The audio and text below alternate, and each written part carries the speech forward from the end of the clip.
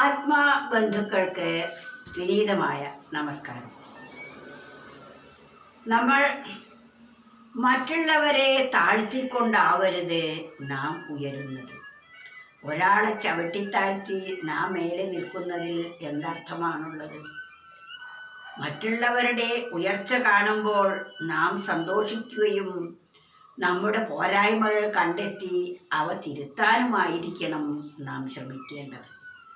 മറ്റുള്ളവരെ താഴ്ത്തിക്കൊണ്ടുള്ള ഉയർച്ച യഥാർത്ഥത്തിലുള്ള ഉയർച്ച അല്ല.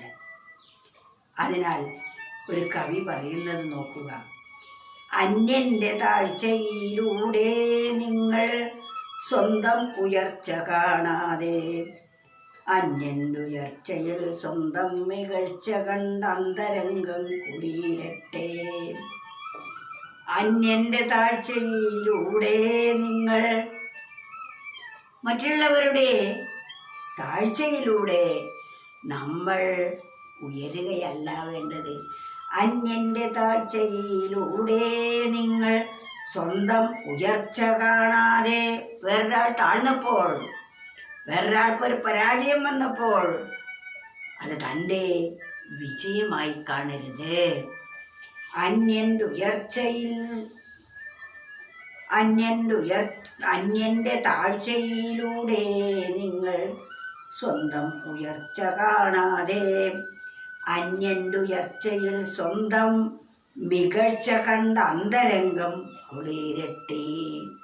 അന്യൻ്റെ ഉയർച്ചയിൽ തൻ്റെ മികവുകൾ കണ്ട് നമ്മൾ അന്തരംഗം കുളിർത്ത് സന്തോഷിക്കുകയാണ് വേണ്ടത്.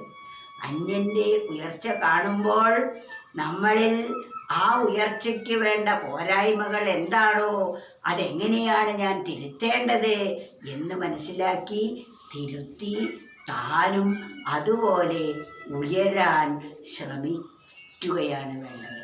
അങ്ങനെ ശ്രമിക്കുമ്പോൾ നമ്മുടെ അന്തരംഗം കുളിർത്ത് സന്തോഷവാന്മാരായി നമുക്ക് ഈ പ്രപഞ്ചത്തിൽ ജീവിത ലക്ഷ്യം സാക്ഷാത്കരിക്കാൻ സാധിക്കുന്നതാണ്.